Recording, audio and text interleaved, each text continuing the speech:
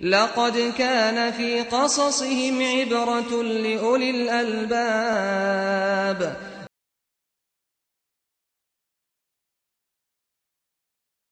محترم بھائیو، السلام علیکم ورحمۃ اللہ وبرکاتہ۔ آج ہم حضرت سلیمان علیہ السلام کی زندگی کا قصہ سنیں گے۔ حضرت سلیمان علیہ السلام حضرت داؤد علیہ السلام کے بیٹے ہیں۔ جیسے حضرت داؤد علیہ السلام نبی بھی تھے اور بادشاہ بھی تھے، ویسے ہی حضرت سلیمان علیہ السلام کو بھی نبوت ملی تھی اور بادشاہت بھی ملی تھی۔ ایسی بادشاہت ملی تھی حضرت سلیمان علیہ السلام کو کہ جس کی مثال قیامت کے دن تک دیکھی نہیں جا سکتی۔ اللہ تعالیٰ نے حضرت سلیمان علیہ السلام کو انسان، جنات، چرند و پرند، یہاں تک کہ ہواؤں تک کو ان کے تابع کر دیا تھا۔ حضرت سلیمان علیہ السلام کا معجزہ تھا کہ چرند و پرند کی بولیاں وہ سمجھ لیتے تھے۔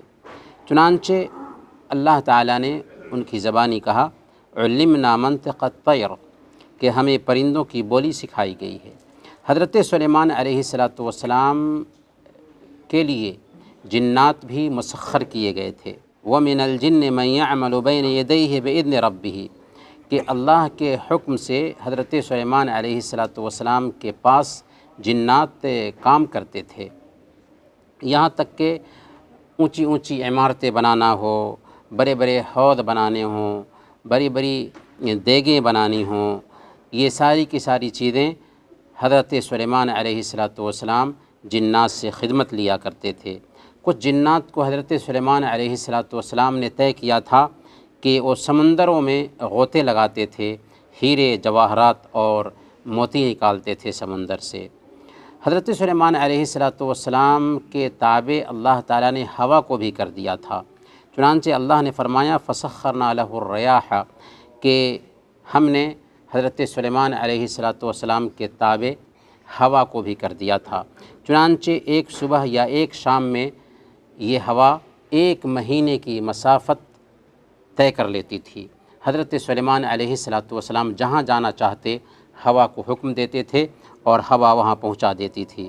حضرت سلیمان علیہ السلام کو اللہ رب العالمین نے پگھلے ہوئے تانبے کا باضابطہ چشمہ بھی عطا فرمایا تھا، اور یہ چشمہ جاری ہوا تھا یمن کے علاقہ میں، جس کے ذریعہ چونکہ حضرت سلیمان علیہ السلام کو اونچی اونچی عمارتیں بنانے کا شوق تھا، اللہ تعالیٰ نے پگھلے ہوئے تانبا کا انتظام کر دیا تھا اور اس کا چشمہ جاری کر دیا تھا، تو اس کے ذریعہ خود اونچی اونچی عمارتیں بنواتے تھے۔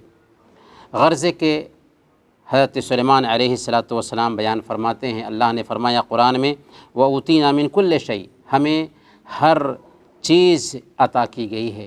اللہ تعالیٰ کی یہ نعمت تھی حضرت سلیمان علیہ السلام کے ساتھ کہ اسلحہ ہو، افواج ہوں، ساز و سامان ہوں، انسان اور جنات ہوں، چرند و پرند ہوں، تمام حیوانات اللہ تعالیٰ نے ان کے تابع اور مسخر کر رکھا تھا۔ اور یہ اصل میں حضرت سلیمان علیہ السلام کی اس دعا کا نتیجہ تھا جو آپ نے اللہ تعالیٰ سے کی تھی رب اغفر لی وہب لی ملکا لا ينبغی لأحد من بعدی، کہ اے میرے رب مجھے بخش دے اور مجھے ایسی بادشاہت عطا فرما جو میرے بعد کسی کے لائق نہ ہو۔ چنانچہ اللہ تعالیٰ نے ایسی بادشاہت عطا فرمائی حضرت سلیمان علیہ السلام کو کہ ان کے بعد اب کسی کے لیے قیامت کے دن تک ویسی بادشاہت نہیں مل سکتی۔ حضرت سلیمان علیہ السلام کی زندگی کے چند قصے بھی ہیں، ان میں سے ایک قصہ ہے حضرت سلیمان علیہ السلام کے گھوڑے کے۔ حضرت سلیمان علیہ السلام جہاد کے لیے تیار کیے گئے گھوڑوں کو بہت پسند کرتے تھے۔ چنانچہ اللہ تعالیٰ فرماتا ہے اذ عرض علیہ بالعشی الصافنات الجیاد، جس کا پس منظر یہ ہے کہ ایک دن حضرت سلیمان علیہ السلام کے سامنے میں بہت سارے گھوڑے پیش کیے گئے۔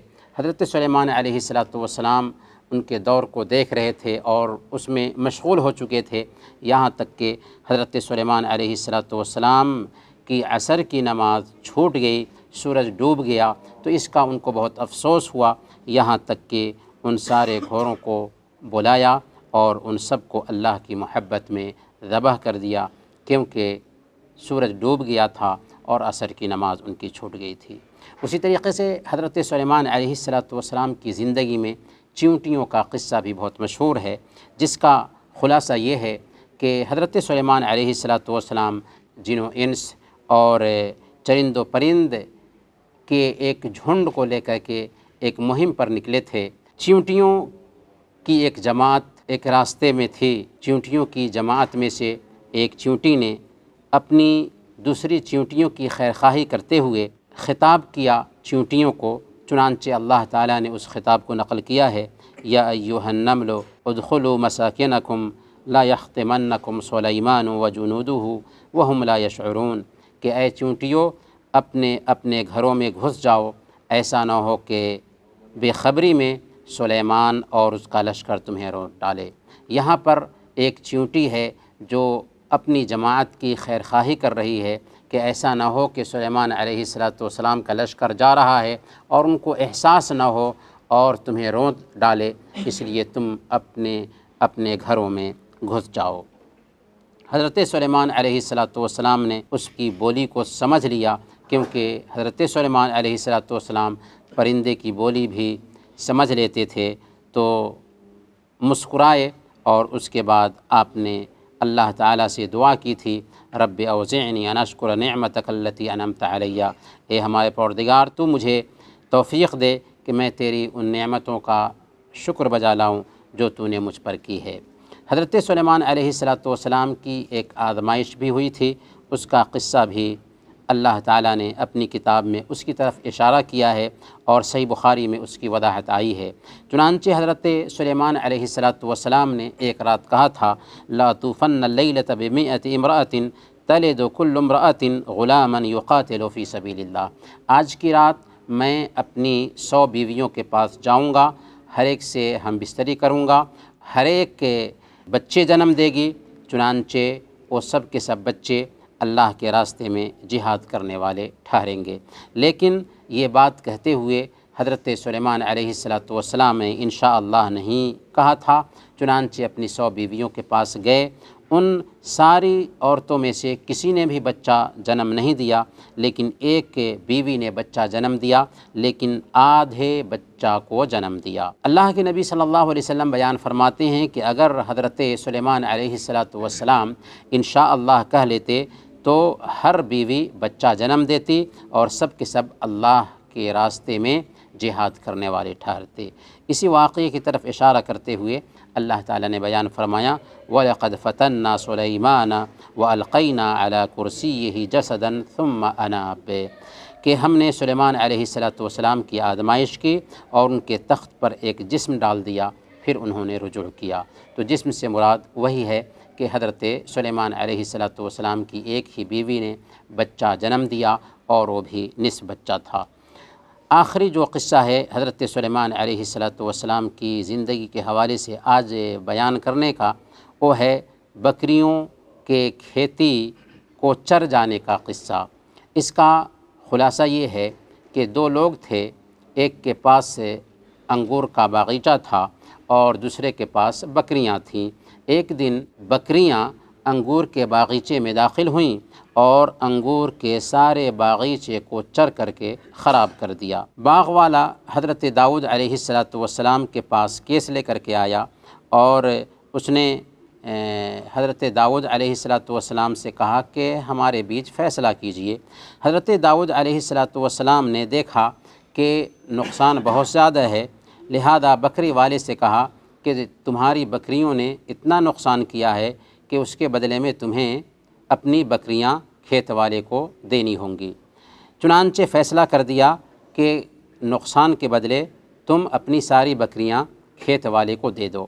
حضرت سلیمان علیہ السلام کو جب یہ خبر ملتی ہے تو حضرت سلیمان علیہ السلام حضرت داؤد علیہ السلام سے کہتے ہیں کہ ابو جان، اس کا فیصلہ یوں بھی ہو سکتا تھا کہ انگور کے کھیت کے بدلے میں ان کی بکریاں کھیت والے کو دے دی جائیں اور بکری کے دودھ اور اون سے وہ فائدہ اٹھاتا رہے، اور پھر بکری والوں کو مجبور کیا جائے کہ وہ کھیت میں جا کر کے کھیت کو تیار کریں.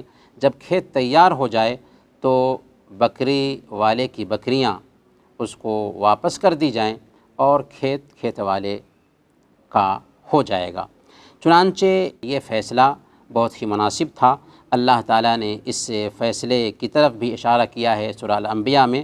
اللہ فرماتا ہے فَفَهَّمْنَاهَا سُلَيْمَانَ وَكُلًّا آتَيْنَا حُكْمًا وَعِلْمًا کہ ہم نے اس کا صحیح فیصلہ سلیمان علیہ السلام کو سمجھا دیا، حالانکہ ہم نے ان دونوں کو یعنی حضرت داؤد اور حضرت سلیمان دونوں کو علم اور حکمت دے رکھا تھا. تو یہ کچھ قصے تھے حضرت سلیمان علیہ السلام کی زندگی کے حوالے سے. کل انشاءاللہ ہدہد اور ملکہ سبا کے حوالے سے تفصیل جانیں گے. وصلی اللہ علی نبینا محمد وعلی آلہ وصحبہ اجمعین.